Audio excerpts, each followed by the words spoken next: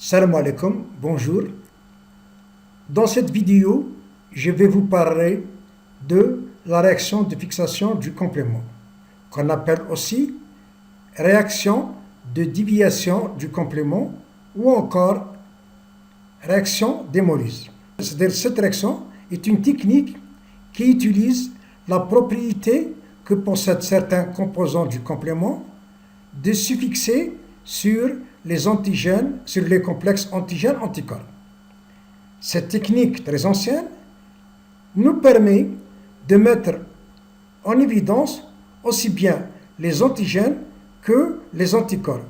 Mais dans ce type de réaction, généralement, on travaille plus sur les IgM et les IgG. C'est une méthode qui a été décrite par Bordet en 1901 et que Wasserman appliqua en 1906 au diagnostic de la syphilis. C'est bien la réaction de fixation du complément ou encore la réaction de Bordet et Wasserman. Donc, pour l'application, on va prendre deux tubes ainsi que de la suspension antigénique. On va distribuer de la suspension antigénique. Cette dernière va ramener des antigènes. Après quoi, on doit ajouter du sérum. Pour cette application, je vais utiliser deux échantillons.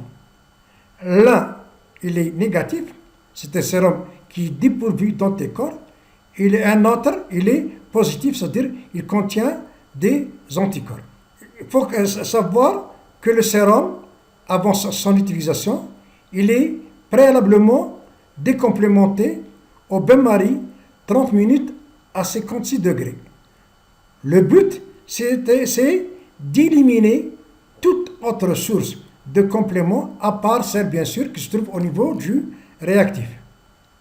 Donc, comme vous voyez, vous avez vos anticorps. Après incubation, ces anticorps vont se fixer aux antigènes par leur liaison, bien sûr, paratope avec les épitopes. Et on va ajouter, bien sûr, du complément. Il faut retenir qu'avant d'utiliser le complément, ce dernier, il est titré. Comme vous voyez donc, vous avez le complément, vous incubez, et après incubation, vous avez les complexes antigènes-anticorps vont fixer le complément sur le fragment C des immunoglobulines, c'est-à-dire des anticorps. Parce que sur ces derniers, il y a quoi? Il y a un récepteur. Et pour la révélation, on doit recourir à un système hémolytique, qu'on appelle aussi le deuxième système. On ajoute un deuxième système. Ce système hémolytique est constitué de globules rouges. Il est constitué de globules rouges sensibilisés par des anticorps antiglobules rouges. On va encore incuber. Comme on voit, dans ce cas, dans la deuxième éventualité, c'est dans le tube négatif, c'est-à-dire là où on a utilisé du sérum dépourvu d'anticorps, le complément n'a pas été utilisé parce qu'il n'y a pas eu de formation comme dans ce cas-là. Il n'y a pas eu de formation de complexe antigène-anticorps avec fixation du complément. Le complément, en absence des anticorps, n'a pas été utilisé et donc automatiquement, il a été dévié sur le deuxième système. C'est-à-dire le deuxième système, c'est le système hémolytique qui est constitué de globules rouges et d'anticorps antiglobules rouges.